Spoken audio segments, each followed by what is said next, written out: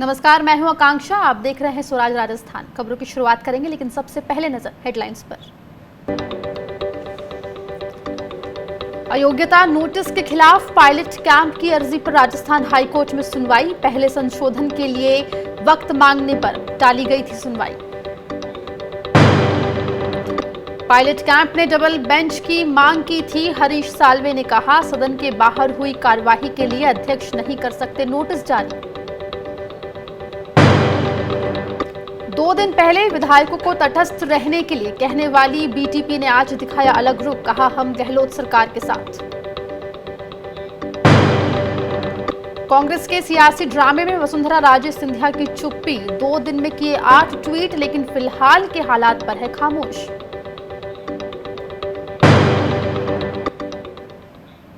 राजस्थान में पिछले 1 हफ्ते से गहमा गहमी का माहौल है। सियासी पारा चरम पर है। आज जहां पायलट कैंप ने आखिरकार कोर्ट का रास्ता अख्तियार कर ही लिया, तो वहीं कांग्रेस आला कमान की ओर से पायलट को लेकर नरम रुख दिखा। लेकिन खुद राजस्थान कांग्रेस अभी वेट एंड वॉच कर रही है, तो खुद बीजेपी भी अभी इंतजार ही कर रही है कि कोर्ट क्या रास्ता अख्तियार करता है।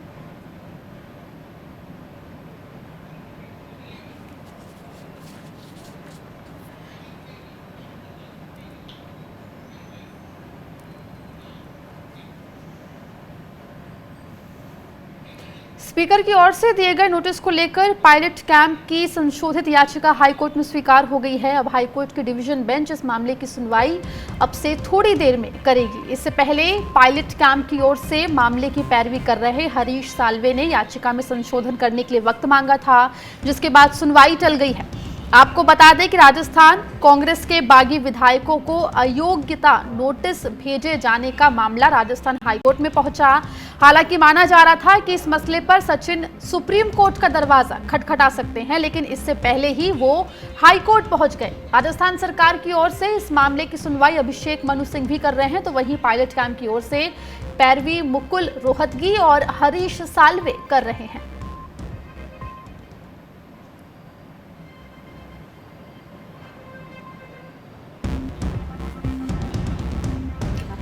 तो आपको बता दें, 1 हफ्ते से लगातार राजस्थान का रण जो है वो जारी है और अब ये मामला कोर्ट पहुंच गया है। सचिन पायलट ने हाई कोर्ट में विधानसभा स्पीकर के द्वारा दिए गए नोटिस के खिलाफ याचिका दायर की है। आपको बता दें, पहले सचिन पायलट के वकील ने याचिका दायर की थी, उसके बाद संशोधित याचिका दायर करने के लिए समय मांगा था और संशोधित याचिका अब हाईकोर्ट में स्वीकार हो गई है। और अब हाईकोर्ट की डिवीजन बेंच इस मामले की सुनवाई अब से थोड़ी ही देर में करेगी। इससे पहले आपको बता दें, पायलट कैंप की ओर से मामले की पैरवी कर रहे हरीश साल्वे ने याचिका में संशोधन करने के लिए वक्त की मांग की थी, जो कोर्ट ने उनको दिए। उसके बाद अब ये सुनवाई कुछ देर में होगी, जिसमें संशोधित याचिका पर सुनवाई होगी। साथ ही ये सुनवाई डिविजनल बेंच के सामने होगी। आपको यहां पर यह भी बता दें कि राजस्थान कांग्रेस के बागी विधायकों को अयोग्यता नोटिस भेजे जाने का मामला अब हाईकोर्ट पहुंचा है। स्पीकर ने नोटिस दिया था, जिसमें कल तक पायलट और उनके कैंप के सभी विधायकों को जवाब देना था, लेकिन उससे पहले अब ये मामला हाईकोर्ट पहुंच चुका है। उधर स्पीकर सीपी जोशी के वकील ने प्रतीक कासलीवल की कोर्ट ने पायलट कैंप को संशोधित याचिका स्वीकार की है। उन्होंने अमेंडमेंट की एप्लीकेशन फाइल कर दी। वो अमेंडमेंट की एप्लीकेशन अलाउ हो गई है और अलाउ हो गई है, तो उसमें वायरिस चैलेंज किए याचिका के अंदर, और जब भी कोई वायरिस चैलेंज होते हैं तो खंडपीठ के समक्ष लगता है। जो एप्लीकेशन लगाई है उसमें तो कोई ग्राउंड हमें नजर आया नहीं है। अब अगर जो अमेंडेड याचिका लगाएंगे उसके अंदर कोई ग्राउंड आता है तो पता चले। इस पूरे मामले पर बात करने के लिए हमारे साथ हमारे रेसिडेंट एडिटर संजय बोरा जी जुड़ गए हैं। संजय जी, तो सुबह से ही जो मामला है वो कोर्ट पहुंच चुका था, और जब सबसे पहले याचिका दायर की गई सचिन पायलट के वकील की तरफ से, फिर समय मांगा गया, संशोधित याचिका की बात आई सामने, फिर डिविजनल बेंच की जो है बात सामने आई, और अब इसकी सुनवाई होने वाली है। तो ये संशोधित करना याचिका को और उसके बाद डिविजनल बेंच की मांग, आखिर क्या वजह है, इसके पीछे का कारण आपको क्या नजर आता है? क्या इसके टेक्निकल लीगल एस्पेक्ट्स हैं? अभी हमको ये पता नहीं लगा है कि उन्होंने अपनी जो पिटीशन है उसमें अमेंडमेंट की मांग क्यों की थी। दरअसल हरीश साल्वे ने जब इस पिटीशन को देखा होगा तो उनको कुछ कमियां नजर आई होंगी और इसलिए उन्होंने कहा कि हम फिर से इसको ठीक करके दाखिल करना चाहते हैं, जो कोर्ट आमतौर पर अनुमति दे देता है, इसमें ऐसी कोई बात नहीं है। लेकिन वो क्या कमी उनको नजर आई होगी ये हमें अभी नहीं पता है।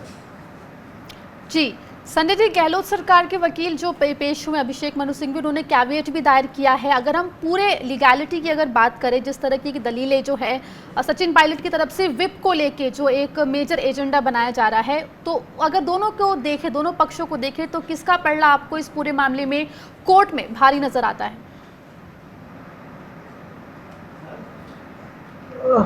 देखिए, इनका कहना यह है कि जब सदन नहीं चल रहा है तो विप का कोई मतलब नहीं है। ये ग्राउंड है सचिन पायलट ग्रुप का।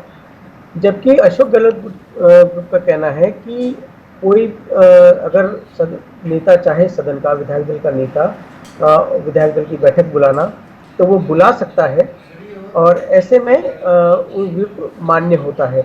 तो ये दोनों ग्राउंड हैं। और दूसरा एक प्ली जो ये ले सकते हैं वो ये है कि अगर आप भले ही सदन चल रहा हो या नहीं, लेकिन यदि आप पार्टी विरोधी गतिविधि में शामिल हैं, आपको विधायक दल की बैठक आहूत की गई है और आपको उसमें बुलाया गया है, आप उसमें नहीं आते हैं और उसके बाद आप बयान देते हैं, तो वो भी माना जाएगा कि आप अपनी पार्टी से अलग जा रहे हैं और उसको टॉपल करने की कोशिश कर रहे हैं। तो ऐसी स्थिति में कार्रवाई की जा सकती है, आपसे पूछा जा सकता है। तो इन्हीं सब मामलों को यहाँ पर मुद्दा बनाकर जो है कांग्रेस की तरफ से, गहलोत सरकार की तरफ से जो वकील है वो पेश हो रहे हैं। संजय जी, मैं आपके पास लौटूंगी। यहाँ पर एक नजर उन पर डाल लेते हैं कि आखिर किन किन को नोटिस मिला है। तो आपको यहाँ बता दें कि सचिन पायलट को नोटिस मिला है, साथ में रमेश मीणा, इंद्राज गुर्ज, इन्हें नोटिस मिला है। विधायक, ये जो बागी विधायक जिनको नोटिस स्पीकर ने दिया है, उनके नाम है मुरारी मीणा, पीआर मीणा और सुरेश मोदी। ये सभी पायलट खेमे के वो विधायक हैं। भंवरलाल शर्मा, जिन्हें स्पीकर की तरफ से नोटिस मिला है। वेद प्रकाश सोलंकी इसमें शामिल है। मुकेश भाकर का नाम भी इसमें शामिल है, जिन्हें नोटिस मिला है। रामनिवास गावड़िया, इन्हें भी नोटिस दिया गया है। हरीश मीणा को नोटिस स्पीकर की तरफ से दिया गया है। ब्रजेंद्र ओला भी इनमें शामिल है और हेमराम चौधरी का नाम भी इसमें शामिल है। साथ ही विश्वेंद्र सिंह, इन्हें भी नोटिस दिया गया है। अमर सिंह को भी नोटिस मिला है स्पीकर की तरफ से। दीपेंद्र सिंह, गजेंद्र शक्तावत, ये वो सभी विधायक हैं जिनको नोटिस स्पीकर की तरफ से दिया गया है। और अब ये पूरा मामला हाई कोर्ट पहुंच चुका है। हमारे साथ संजय वोरा जी लगातार जुड़े हुए हैं। संजय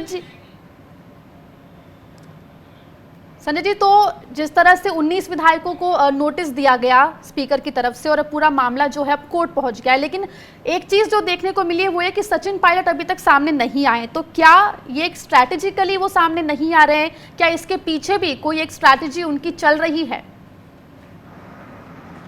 नहीं, अब तो वो मीडिया से बात करने लगे हैं। उन्होंने हिंदुस्तान टाइम्स को इंटरव्यू दिया है, आज तक को दिया है, उन्होंने एएनआई से भी बात की है। ठीक है, उन्होंने वो प्रेस कॉन्फ्रेंस, एक जनरल प्रेस कॉन्फ्रेंस नहीं बुलाई है, लेकिन अब जो उनके बयान आए हैं कि वो बीजेपी में नहीं जा रहे हैं, वो कांग्रेस में हैं, कांग्रेस आला कमान के सामने उनकी छवि गिराने की कोशिश की गई ये बता करके कि वो बीजेपी के साथ हैं। फिर उन्होंने भारतीय जनता पार्टी की जो नेता है और पूर्व मुख्यमंत्री वसुंधरा राजे पर हमला बोला है और गहलोत और वसुंधरा राजे में गठजोड़ बताया है। तो ये सारी बातें हमको उन्हीं से पता लगी हैं, क्योंकि अब वो मीडिया से उन्होंने बात की है। सेलेक्टिवली कर रहे हैं, लेकिन कर रहे हैं। तो आगे उनकी रणनीति तो यही है कि वो ये चाहते हैं कि उनको डिस्क्वालीफाई ना किया जाए और उनका वोट देने का अधिकार बरकरार रखा जाए बिना सदस्यता गंवाए। क्योंकि यदि वो डिस्क्वालीफाई हो जाते हैं, उनको अयोग्य कर देते, तो वो वोटिंग में हिस्सा नहीं ले सकते थे। लेकिन अगर उनको वोट करने दिया जाएगा तो वो फिर निश्चित रूप से उनका पलड़ा भारी हो जाएगा, थोड़ा वो सरकार गिराने में सफल हो सकते हैं। संजय जी, तो यहाँ पर आपको यहाँ मैं रोकूंगी। हमारे साथ हमारे संवाददाता रामस्वरूप जुड़ गए हैं, जो कि हाईकोर्ट, राजस्थान हाईकोर्ट के बाहर से हमारे साथ जुड़ रहे हैं। तो रामस्वरूप, सुनवाई 7:30 बजे शुरू होनी थी, क्या कुछ अपडेट इसे लेकर? देखिए, मैं हाई कोर्ट कैंपस के अंदर ही हूं और अंदर सुनवाई का भी एक वकील साहब अभी बाहर आए थे। उनका कहना था कि अभी सुनवाई शुरू होने में आधे से पौने घंटे का वक्त लगेगा। हालांकि टाइम 7:30 बजे का मुकर्रर किया गया था, लेकिन अभी इसमें थोड़ा विलम्ब हो रहा है। 7:30 पौने 8 बजे के आसपास जो है इसकी सुनवाई शुरू हो पाएगी। लेकिन सबसे बड़ी बात यह कि जो सिंगल बेंच ने जो है डिविजनल बेंच में इस मामले को रेफर किया है, तो अब डिविजनल बेंच को ये निर्णय देना है, यानी कि 2 या 2 से ज़्यादा की जो बेंच अभी बनी हुई है वो बैठेगी, वो सुनेगी इस मामले को, फिर कानूनी रूप से देख पाएगी कि इस मामले में आखिर करना क्या है। क्योंकि सचिन पायलट सहित 19 विधायकों को स्पीकर की तरफ से नोटिस जारी किया गया था कि उन्होंने उस जो कांग्रेस विधायक दल की बैठक थी जो व्यूह बुलाई गई थी पार्टी के द्वारा, उसका उल्लंघन किया था। तो सचिन पायलट और उनके जो गुट के जो विधायक हैं उन्होंने इसको नोटिस को चुनौती दी है और साफ तौर पे कहा कि ये संवैधानिक रूप से सही नहीं है, क्योंकि ये व्हीप जो जारी होती है वो विधानसभा सत्र के अंदर होती है। लेकिन ये अभी कोई सत्र नहीं था, मुख्यमंत्री आवास पर बैठक बुलाई गई थी, इसलिए ये संवैधानिक रूप से सही नहीं है। लेकिन जो स्पीकर के वकील हैं, सरकार की तरफ से जो वकील, उनका साफ तौर पे ये कहना है कि विधानसभा अध्यक्ष ने जो फैसला दिया है, जो नोटिस जारी किया है, तो वो अपने आप में एक लीगल रूप से सही है। क्योंकि जो विधानसभा का जो फैसला होता है वो अपने आप में एक सर्वोपरि होता है, तो इससे ऊपर नहीं उठा जाना चाहिए, बिल्कुल सही है। लेकिन अब देखना ये होगा कि हाईकोर्ट की जो डिविजनल बेंच है वो निर्णय क्या लेती है। अगर जो डिविजनल बेंच अभी बैठेगी तो अगर वो ये कहती है, यानी कि वो सचिन पायलट की तरफ से जो याचिका दायर की गई है, अगर उसको वो मान लेती है और जो नोटिस दिए गए हैं उनको रद्द कर देती है, तो अब अगला कदम जो है सरकार का या फिर सीपी जोशी का होता है कि वो क्या कदम उठाए। अगर तो ये तमाम बातें जब हाईकोर्ट में सुनवाई दोबारा शुरू होगी उसके बाद सामने आएगी। रामस्वरूप, आप हमारे साथ बने रहेंगे, मैं आपके पास लौटूंगी, आगे बढ़ेंगे। इधर मुख्य सचेतक महेश जोशी का कहना है कि स्पीकर जो करेंगे ठीक ही करेंगे। उन्होंने इस बात की जानकारी भी दी कि क्यों पहले कोर्ट में सुनवाई टल गई थी। पिटीशन लगाई, अब वो कह रहे हैं कि हमारी पिटीशन जो है इसमें हमको कुछ अमेंडमेंट करना है। तो ये पहली बार हरीश साल्वे जी जैसे बड़े वकील हैं, उनके यहाँ से पिटीशन आई है और वो भी कंप्लीट नहीं। तो आप ये सोचिएगा कि बिना तैयारी के उन्होंने आनंद फानंद में ये कोशिश की है। फैसला माननीय अध्यक्ष जी को करना है, वो क्या फैसला करेंगे। आप सीपी जोशी साहब के मामले में पूरा राजस्थान, पूरा देश जानता है। बेबाक आदमी, दो टूक आदमी, खरे आदमी है, कड़वे हैं लेकिन सच्चे। वो जो करेंगे वो किसी के प्रभाव में भी आने वाले नहीं। फैसला माननीय अध्यक्ष के हाथ में है, कल सुनवाई है, क्या होता है ये कल ही पता लगेगा। कांग्रेस के भीतर का राजनीतिक द्वंद्व अब कानूनी कश्मकश में तब्दील हो गया है। विधानसभा स्पीकर डॉक्टर सीपी जोशी के नोटिस को सचिन पायलट गुट ने हाईकोर्ट में चुनौती दी है। बहरहाल कई सिचुएशन बनती है। पहली, कोर्ट विधानसभा अध्यक्ष के नोटिस पर रोक ना लगाए और दूसरा, वो नोटिस को स्टे कर दे या गलत ठहरा दे। पहली सिचुएशन में गहलोत का अपर हैंड होगा और दूसरी स्थिति में पायलट गुट का। आइए समझते हैं कि ये कैसे होगा। पहले हालात में अयोग्य ठहराए जाने पर सचिन गुट के विधायक फ्लोर टेस्ट में वोट नहीं कर पाएंगे और गहलोत बहुमत साबित कर देंगे। यानी तब असेंबली में 19 विधायकों के अयोग्य ठहराए जाने के बाद 200 की स्ट्रेंथ रह जाएगी 181, जिसमें कांग्रेस और मिलकर आरएलएलडी हो जाएंगे 89 और निर्दलीय रहेंगे 13 और अन्य 4 ही रह जाएंगे।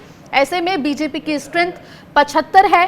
अगर नोटिस पर स्टे मिला तो जाहिर है वो पायलट कैंप सरकार के खिलाफ वोट कर सकते हैं। कांग्रेस की ताकत घटकर 107 में से अगर हम 19 को हटा दे तो 88 रह जाएगी, जिसमें एक आरएलडी के विधायक भी शामिल है, जिन्हें मिलाकर ये 89 हो जाएगा। और ऐसे में अब निर्दलीय और अन्य महत्वपूर्ण हो जाएंगे। खुद कांग्रेस से और भी विधायक इस हालात में टूट भी सकते हैं। हम रुक करेंगे हमारे रेसिडेंट एडिटर संजय जी का। संजय जी, तो अगर हम अंकगणित की बात करें तो जो फैसला आएगा, अगर वो गहलोत सरकार के पक्ष में आता है तो क्या स्थिति बनेगी, और अगर वो पायलट और उसके जो गुट है उनके संजय जी, मैं आपके पास आऊंगी। पहले हम रुक करेंगे हमारे संवाददाता रामस्वरूप का। रामस्वरूप, क्या कुछ अपडेट फिलहाल हाईकोर्ट से आपको मिल रहा है? देखिए, अपडेट अभी ये मिला है कि इस मामले की सुनवाई कल दोपहर को 1 बजे होगी। यानी कि अभी जो 7:30 बजे जो सुनवाई होने वाली थी उसको अभी पोस्टपोन किया है। ये सुनवाई अब कल दोपहर को 1 बजे यहीं, यानी कि जो डिविजनल बेंच है इसी में होनी है। यह अभी मालूम चला है।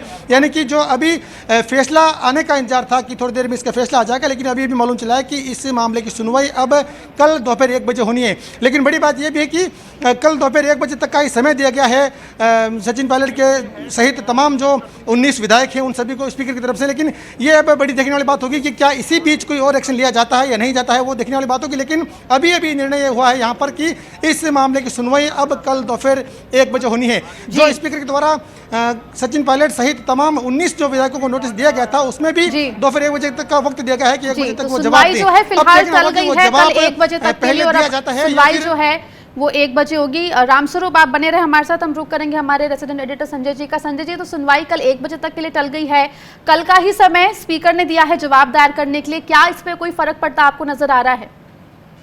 नहीं, जब मामला कोर्ट में चला गया है तो स्पीकर को वेट करना होगा कोर्ट के फैसले तक, उसके पहले वो नहीं कर सकते हैं, क्योंकि अब मामला कोर्ट के अधीन है, तो स्पीकर को रुकना होगा कोर्ट का फैसला आने तक।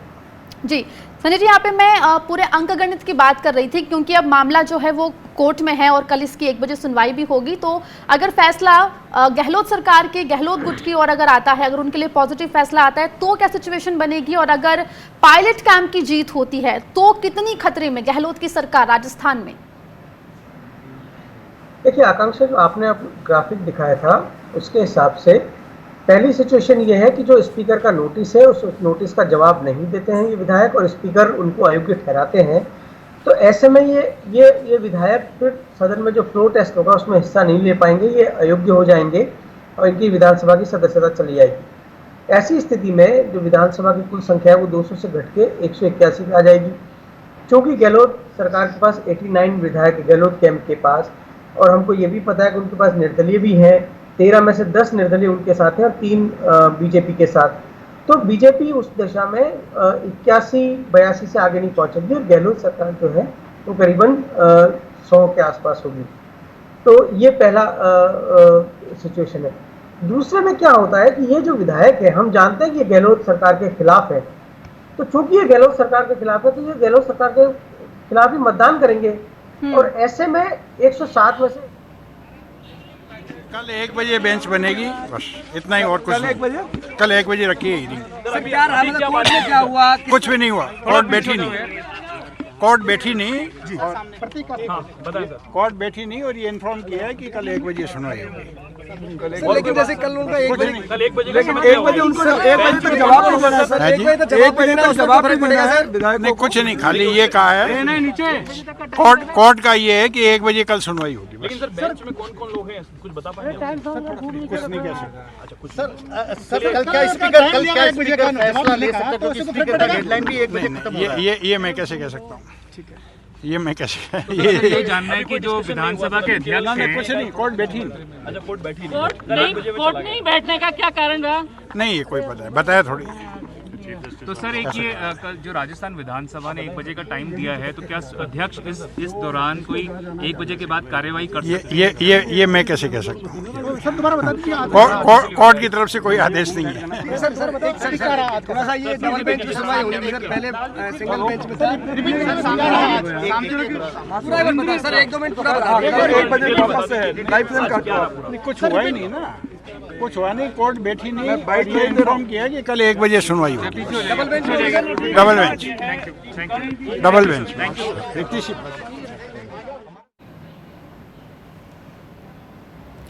तो ये आप सुन रहे थे रिएक्शन को हाईकोर्ट, राजस्थान हाईकोर्ट के बाहर से, जिसमें ये कहा गया कि कल सुनवाई होगी कोर्ट की 1 बजे। उसके अलावा कुछ और कोर्ट ने नहीं कहा है। डिविजनल बेंच यानी कि 2 जजों की बेंच जो है इस पूरे मामले की सुनवाई करेगी। आपको बता दें कल ही विधायकों को जवाब भी देना है उस नोटिस का जो स्पीकर ने सभी विधायकों को दिया है। यहाँ पर वक्त एक छोटे से ब्रेक का है, फौरन लौट रहे हैं।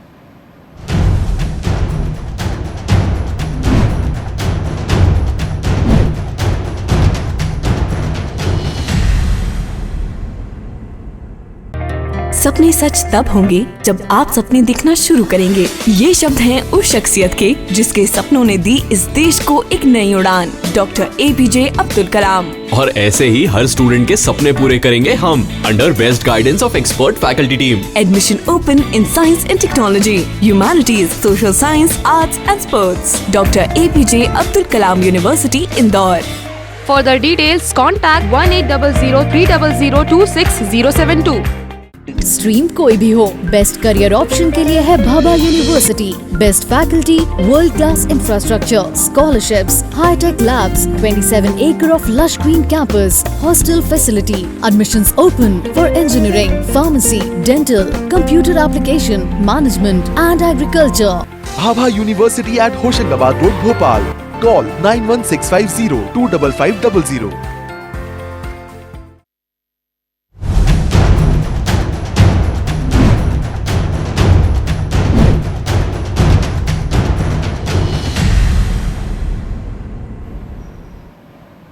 स्वागत है आपका ब्रेक के बाद। आप देख रहे हैं स्वराज राजस्थान। राजस्थान में राजनीतिक घटनाक्रम दिन ब दिन बदल रहा है। सूत्रों की माने तो राहुल गांधी ने सचिन पायलट के लिए संदेश भेजा था। राहुल की ओर से संदेश दिया गया था कि सचिन पायलट पार्टी के सदस्य हैं और पार्टी के दरवाजे उनके लिए हमेशा खुले हैं। वहीं विधायकों को हटाए जाने के बाद उनके साथी विधायक और युवा नेता भी हॉर्स ट्रेडिंग के आरोपों को सिरे से नकार रहे हैं। वहीं ताज़ा ट्वीट परबतसर विधायक रामनिवास गावड़िया ने किया है, जो पहले छात्र संघ नेता के तौर पर अपनी भूमिका रखते थे। वहीं भास्कर की रिपोर्ट बता रही है कि पायलट के साथ विधायक अपनी आगे की रणनीति में जुटे हैं। भास्कर का कहना है कि इस होटल की सुरक्षा को लेकर न सिर्फ पुलिस ने सुरक्षा बढ़ाई है, बल्कि बाउंसर्स भी तैनात किए गए हैं। वहीं कांग्रेस नेता कपिल सिब्बल ने भी ट्वीट कर घर वापसी को लेकर पूछा है। वहीं कल ही कांग्रेस प्रवक्ता रणदीप सुरजेवाला ने कहा था कि पायलट और बागी विधायकों को हरियाणा सरकार की मेजबानी से बाहर आना चाहिए। वहीं परिवहन मंत्री प्रताप सिंह खाचरियावास ने कहा कि होटल फेयरमाउंट में ठहरे सभी विधायकों के मोबाइल चालू हैं, उनके परिजन मिलने आ रहे हैं, कोई दिक्कत नहीं है, लेकिन मानेसर स्थित होटल में ठहरे विधायकों के मोबाइल बंद आ रहे हैं। के लिए मौजूद हैं कैबिनेट मंत्री प्रताप सिंह खाचरियावास। खाचरियावास जी, ऐसी बात आ रही है कि कुछ विधायकों के परिजन जो है वो हाईकोर्ट जाने की तैयारी कर रहे हैं, बंदी प्रत्यक्षीकरण याचिका लगा रहे हैं कि उनके विधायकों को जो है उनके घर वालों को बंधक बनाया गया है। देखिए, कोई भी विधायक हो, आज मेरे कैंप में तो मेरे कैंप में उनके परिवार वाले आके मिल सकते हैं, हमारे कैंप में आते हैं उनके परिवार वाले। वहाँ तो किसी से बात ही नहीं करने, सबके मोबाइल स्विच ऑफ आ रहे हैं। क्यों भाई? हमारे वालों के तो मोबाइल स्विच ऑफ नहीं, हमारे वालों के तो चालू है, आप देख लो फोन। मोबाइल स्विच ऑफ करा देना, बीजेपी वालों ने उनको बंधक टाइप बना लिया, वहाँ रुके हुए, इसलिए इस तरह की बात आ रही है। सुबह कुछ बातें ऐसी आ रही थी कि कुछ विधायक जो है यहाँ से निकल के उस खेमे में जाने की तैयारी कर रहे हैं। असली कांग्रेस का जो विधायक है ना, जो कांग्रेस जिसमें कूट कूट कर भरी है, जो हाथ के निशान पर जीत कर आया, वो हाथ के निशान के साथ गद्दारी नहीं करेगा। बलवान पूनिया जी, बलवान पूनिया तो खुद आके गया, उसकी तबीयत ठीक नहीं है और वो वापस आ गया, वो तो उसमें कोई दिक्कत नहीं है। 4 दिन हो गया आज बाड़ाबंदी को यहाँ पर, क्या मानते हैं कब तक ये अनिश्चितकालीन तक रहेगी क्या? अनिश्चितकाल तक किसी को शौक नहीं है यहाँ पे। उधर भारतीय ट्राइबल पार्टी ने 2 दिन पहले भले ही अपने विधायकों को नोटिस देकर तटस्थ रहने के लिए कहा था, लेकिन आज पार्टी के राष्ट्रीय उपाध्यक्ष परेश भाई बसावा ने कहा कि उनकी पार्टी गहलोत सरकार के साथ है। डूंगरपुर में मीडिया से रूबरू होते हुए परेश भाई वसावा ने कहा कि हमने सरकार को पहले भी समर्थन दिया था और आज भी हमारा समर्थन गहलोत सरकार के साथ में है, क्योंकि हम प्रदेश में स्थायी सरकार चाहते हैं ताकि विकास के काम होते रहें।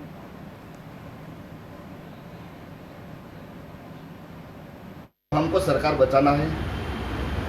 5 साल सरकार को मैंडेट दिया है, वो 5 साल पूरी तरह चले। ऐसे हमें बीटीपी पार्टी जो हमारे 2 विधायक है तो 5 साल चले, इसीलिए उसको मैंडेट दिया। तो जो सरकार है, जो अभी भी जिसके पास मैंडेट है, आप जानते हैं कौन से पास है, तो उसको हम हमारा समर्थन है अभी तक।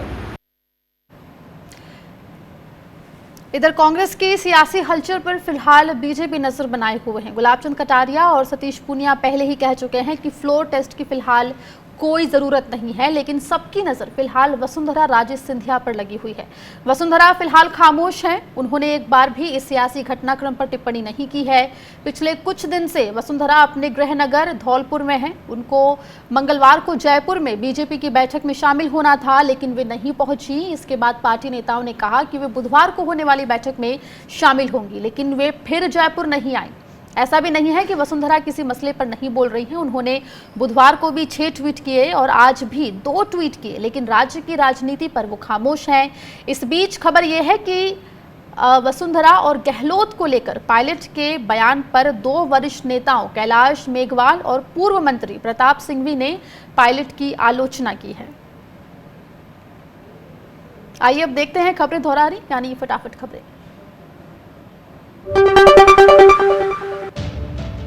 राजस्थान में आज सुबह 10:30 बजे तक कोरोना वायरस के 143 नए मामले सामने आए और 4 मौतें हुई। राज्य में अब कोरोना वायरस पॉजिटिव मामलों की कुल तादाद 26,580 है, जिसमें 6,459 सक्रिय मामले हैं। 534 मौतें इसमें शामिल हैं। बुधवार को जोधपुर, जैसलमेर, बाड़मेर सभी जगह पारा 42 डिग्री रहा। बीकानेर में पारा 44 डिग्री के पार गया। वहीं जोधपुर के कई इलाकों में भारी बारिश की चेतावनी है। हालांकि बरसात नहीं होने से गर्मी से राहत नहीं मिल पा रही है। कोरोना के संकट काल में राजस्थान के जोधपुर जिले से एक अच्छी खबर आ रही है। यहां मवेशियों को चारे की कमी ना हो, इसलिए गांव वालों ने मिलकर एक अच्छी पहल की है। गांव वालों ने 500 बीघा गोचर जमीन से जंगली बबूल हटाई और इसके बाद यहां धामण घास लगाने के लिए लगभग 50 ट्रैक्टरों ने इस जमीन की जुताई की और ये तस्वीरें इसकी गवाही दे रही है। खास बात यह है कि ग्रामीणों ने ऐसा करने के लिए चंदा कर 4 लाख रुपए जुटाए हैं। लगभग 500 बीघा जमीन में अंग्रेजी बबूल और जो कंटीली झाड़ियां थी उनको हटाया गया। इसका काम पिछले लगभग 1-1.5 माह से चल रहा है। इस बुलेटिन में फिलहाल इतना ही। खबरों का सिलसिला लगातार जारी है।